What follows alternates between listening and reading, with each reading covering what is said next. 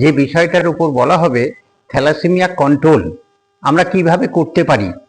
মানে আমাদের সমাজে মানুষ যদি রক্ত পরীক্ষা করে বিবাহটা করে, তবে এইরকম অসমাপ্ত শিশু পৃথিবীতে জন্মানোর সুযোগ বন্ধ হয়ে যাবে। তাহলে কি করতে হবে না, বিফোর ম্যারেজ যে জেনেটিক কাউন্সেলিং এটা করে নিতে হবে।